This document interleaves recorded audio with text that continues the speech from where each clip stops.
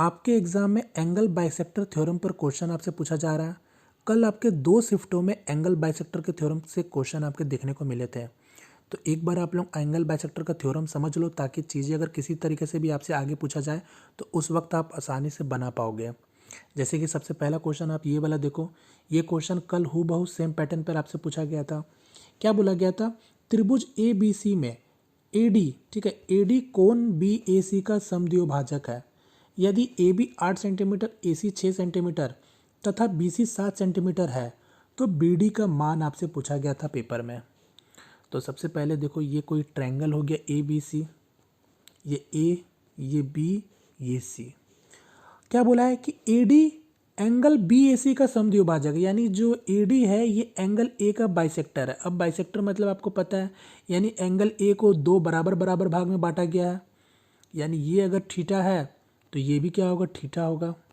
ठीक है। अब देखो, एग्जामिनर आपको कुछ भी देकर कुछ भी पूछ सकता है। ठीक है। जैसे कि यहाँ पास आपको ए बी दे रखा है 8 सेंटीमीटर, ए सी दे रखा है 6 सेंटीमीटर, बी सी की लंबाई दे रखा है 7 सेंटीमीटर। आपसे पेपर में पूछा गया था बी डी का मान बताओ, और ये डी है। ठीक है। आपसे बी डी का मान पूछा गया था।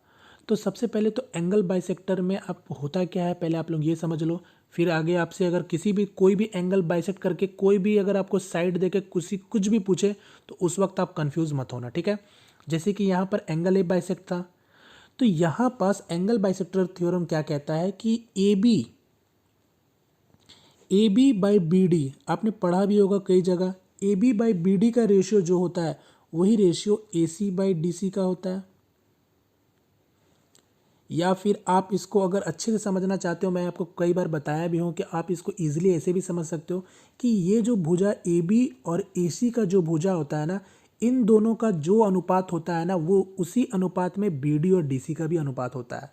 मतलब आप इसको अगर घुमा के लिखोगे ना तो बात घुमा फिरा के वही होता है कि ए बी ए सी का जो रेशियो होगा वही सेम रेशियो बी डी और डी सी का होता है। अब चाहे आप इसको ऐसे समझो चाहे इसको ऐसे समझो, बस यही चीज़ है आपका। अब आपको एग्जामिनर चाहे एंगल बी को बाइसेक्ट कराए चाहे एंगल सी को बाइसेक्ट कराए, बस चीज़ें आपको समझ में आना चाहिए कि हाँ ये किस तरीके से इसके बीच में रिलेशन होता है। फिलहाल अगर इस क्वेश्चन की बात करें तो अब आप ही देखो, अगर ये 8 और ये 6, ठीक है, ये 8 और ये 6 के अनुपात में है, हमसे बी डी का मान पूछा है। ध्यान से देखो, हमसे बी डी का मान पूछा गया, तो इसका मतलब इनके बीच में रेशियो क्या बनेगा, समझना, इसके बीच में रेशियो क्या बनेगा। तो अभी आप चाहो जिस भी फॉर्मूला से बनाना चाहो बना लो। तो इसके बीच में जो रिलेशन बनेगा ये बनेगा 4 और 3 का अनुपात बनेगा, यानी समझ रहे 4 और 3 का बनेगा। तो इसका मतलब बी डी पूछा तो साफ साफ दिख रहा है, यानी ये 4 होगा ये 3 होगा, बात खत्म। यही आपको बताना था, यानी बी डी का मान आ जाएगा 4। क्लियर है? उम्मीद करता हूँ चीज़ें सभी लोगों को समझ आया होगा। ठीक है। एक क्वेश्चन मैं और दिखा देता हूँ ज्योमेट्री से, जो कल क्वेश्चन पूछे गए थे। एक क्वेश्चन ये पूछा गया था सिंपल सा, एक चक्र चतुर्भुज में सम्मुख कोण का मान दे रखा था, एक्स का मान आपसे पूछा था।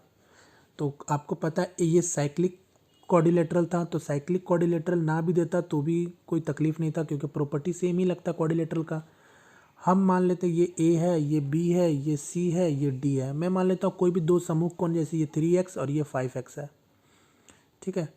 तो अपोजिट एंगल का सम कितना होता है? 180। तो इसका मतलब ये सीधा सीधा 8x का मान दे रखा था 180, यानी होता है, क्योंकि अपोजिट एंगल का सम कितना होता है 180।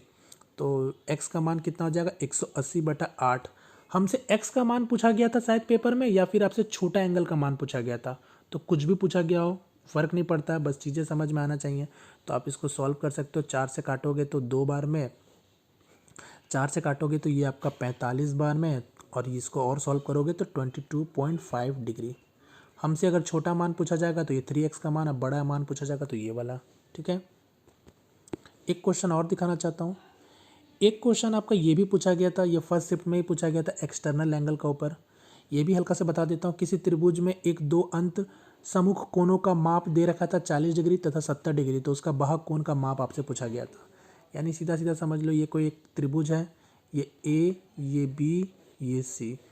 क्या बोला था कि किसी त्रिभुज के 1-2 अंत सम्मुख कोण, तो ये मान लेते हैं ये अगर 40 है और ये आपका 70 है, तो आपसे पूछा गया था, क्या गया था, किसी त्रिभुज के दो अंत सम्मुख कोण का माप 40 तथा 70 है, तो उसका बाहा कौन, यानी इसका बाहा कौन, यानी इस एंगल के रेस्पेक्ट में ये वाला एंगल छोड़कर ये वाला एंगल मान लो आपसे पूछा गया था एक्सटीरियर एंगल क्या होगा। तो यहाँ पर सब बात करें, आपको पता है, आप चाहो तो जैसा चाहो बनाओ। 70 40 अगर ये 110 हुआ तो ये एंगल कितना होगा, 70 होगा। अब ये 70 होगा तो आपको पता है कि किसी भी सीधा रेखा में 180 डिग्री का एंगल बनता है, तो ये क्या हो जाएगा आपका 110 हो जाएगा। या फिर आप डायरेक्ट भी जानते हो कि कोई भी बाहा कोण यानी कोई भी एक्सटीरियर एंगल किसके बराबर होता है, तो उसी एक्सटीरियर एंगल के अपोजिट एंगल का सम के बराबर होता है। यानी 70 और 40 आप ऐसे भी जोड़ते तो भी आपका 110 हो जाना था। बात समझ गए। तो इस पर भी बेस क्वेश्चन आपसे पूछा गया था कल के शिफ्टों में।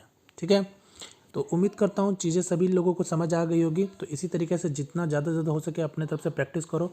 फिलहाल अभी तक मैथ आपका हार्ड देखने को नहीं मिल रहा है, आगे जिस तरीके से होगा मैं आपको बता दूंगा। ठीक है, तो मिलते हैं फ्रेंड फिलहाल किसी नेक्स्ट वीडियो में, तब तक के लिए जय हिंद जय भारत।